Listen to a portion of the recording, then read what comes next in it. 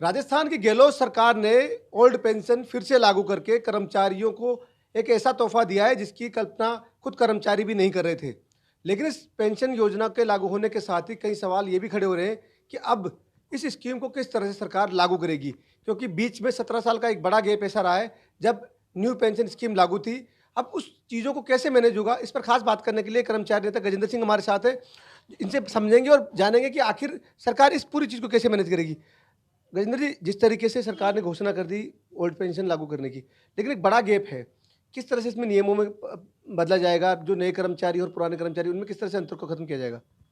नहीं, निश्चित तौर पे गहलोत साहब ने जो बजट में घोषणा की एनपीएस को बदल के ओपीएस में जो पुरानी पेंशन योजना है उसको लागू किया है, तो ये निश्चित तौर पे अविश्वसनीय घोषणा है।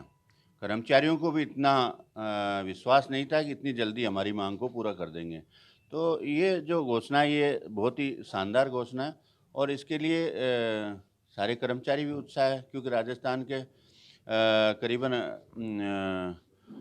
2.5 से 3 लाख कर्मचारी इससे नए जो 2004 के बाद लगे कर्मचारी है वो सारे इससे प्रभावित थे और इनकी सिक्योरिटी नहीं थी। पेंशन मिलेगी 60 साल के बाद में कितनी पेंशन मिलेगी, क्योंकि ये जो पेंशन योजना थी न्यू पेंशन स्कीम, इसमें हमारे जो कर्मचारियों के पैसे काटे जा रहे थे 10% कर्मचारी के 10% राज्य सरकार के बेसिक तरफ है। से दिए जाते थे बेसिक के।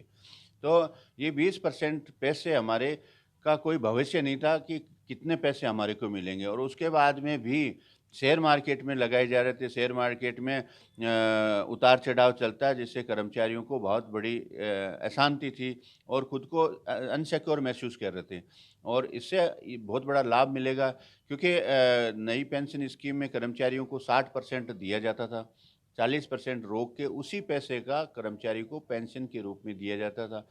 तो ये निश्चित नहीं था कि मैं जब 60 साल के बाद सेवानिवृत्त होता हूँ तो मुझे कितनी पेंशन दी जाएगी। अच्छा, समझना चाहेंगे कि कोई भी कर्मचारी मौजूदा वक़्त में पहले की स्थिति में जो रिटायर होता था उसको कितनी पेंशन मतलब किस हिसाब से पेंशन नकद तो मिलता था और कितनी उसको पेंशन मिलती थी? क्या कटौती होती थी कोई?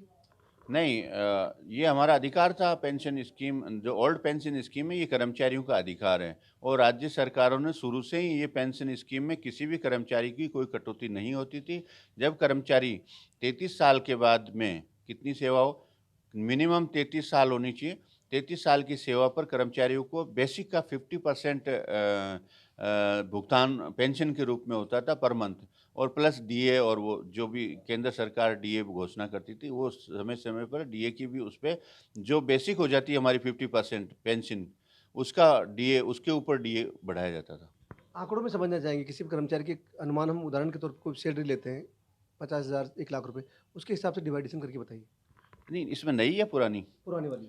पुराने वाले में मैं आज 80,000 रुपये बेसिक है मेरी या 50,000 बेसिक है और अगर मैं 27 साल 28 साल सेवा करने के बाद में मुझे 5 साल का बेनिफिट देके 33 साल की सेवा पूर्ण मानते हुए मुझे 50% जैसे मेरी एक 60 साल की 60,000 रुपये मेरी वो पेंशन मिलती थी और उसके ऊपर डीए और मिलता था और अगर किसी कर्मचारी की 33 साल सर्विस पूरी नहीं करता है क्वालिफाई सर्विस, तो उसको परसेंटेज के हिसाब से जैसे 60 साल का 60,000 रुपये कर्मचारी की बेसिक है, तो 30% नहीं मिलके उसको परसेंटेज के हिसाब से पेंशन मिलती थी।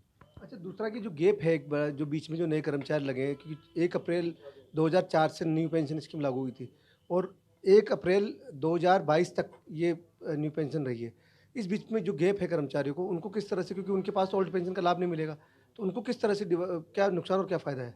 नहीं, उनको ओल्ड पेंशन का लाभ मिलेगा, क्योंकि इस घोषणा में यही एक सबसे बढ़िया चीज़ है कि जो भी कर्मचारी 2004 के बाद लगे, उनको ओल्ड पेंशन स्कीम में शामिल कर लिया जाएगा। अब इसमें जैसे हमारा शेयर काटा जा रहा है और हमारा जो सरकार का शेयर है, वो दोनों मिलके जो जमा हुए हैं, उनमें से 10% कर्मचारी का काटा जा रहा है। वो कर्मचारी के खाते में अब किस प्रकार से जमा करते हैं, ये आगे आने वाले समय में सरकार द्वारा आदेश जारी किया जाएगा। परंतु हाँ, ये निश्चित तौर पे मैं कह सकता हूँ राजस्थान सरकार को इससे बहुत बड़ा बेनिफिट हुआ। 20,000 करोड़ रुपए जो कर्मचारियों के 2004 के बाद नई पेंशन वाले कर्मचारियों की कटौती हुई थी, जो सरकार ने 20,000 करोड़ रुपए अपनी ओर से कर्मचारियों के खाते में जमा कराए थे, वो सरकार को सीधा-सीधा भुगतान वापस मिलेगा। जीपीएफ के थ्रू? नहीं, नहीं, वो तो सीधा जिस कंपनी में हमारे पैसे जमा है नई पेंशन स्कीम वाले 10% कर्मचारी की 10% सरकार के। तो सरकार के पैसे हैं वो सरकार के खाते में जाएँगे और कर्मचारी के पैसे अब वो सरकार किस तरीके से कर्मचारियों को भुगतान करती है। जीपीएफ मैं समझता हूँ सबसे बढ़िया ऑप्शन तो जीपीएफ का है। जैसे ओल्ड पेंशन स्कीम वालों को कर्मचारियों को जीपीएफ में हमारी कटौती भी होती है और जीपीएफ ही एक राजस्थान सरकार का विभाग है और उसमें उस कटौती को जमा करेंगे। अच्छा, राजस्थान में देखें तो कितने कर्मचारी हैं टोटल, और पुरानी और नई पेंशन के अंतराल में अगर कर्मचारियों को गिफ्ट करें तो कितने कर्मचारी हैं? लगभग राजस्थान में 7,52,000 के लगभग कर्मचारियों की पोस्ट क्रिएट है। और उसमें से कुछ रिक्त पद भी हैं, करीबन लाख 1.5 लाख के लगभग रिक्त पद हैं और इस बजट में घोषणा भी हुई है करीबन लाख के भर्ती करने की।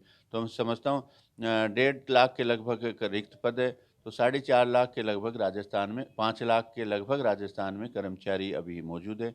और जो न्यू पेंशन स्कीम की बात करते हैं, तो न्यू पेंशन स्कीम में 18 साल के अंदर लगभग 2.5 से 3 लाख कर्मचारी ऐसे होंगे जो नई पेंशन स्कीम ले रहे हैं, जिनको आज ये पुरानी पेंशन योजना मिलने का फ़ायदा मिलेगा। तो यह है कर्मचारी नेता गजेंद्र सिंह जो बता रहे हैं कि जिस तरीके से सरकार ने जो घोषणा की है, उसके बाद राजस्थान में जो 2004 के 1 अप्रैल 2004 के बाद से जितने भी कर्मचारी नए जो लगे थे, करीब 2.5 से 3 लाख का उनका एक आंकड़ा है।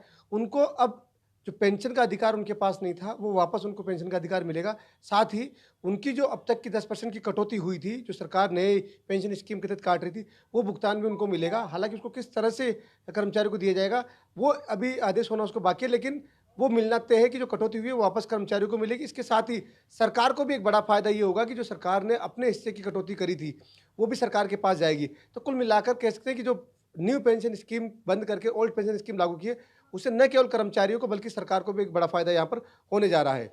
सहयोगी विजेंद्र के साथ जसवंत सिंह, ईटीवी भारत, जयपुर।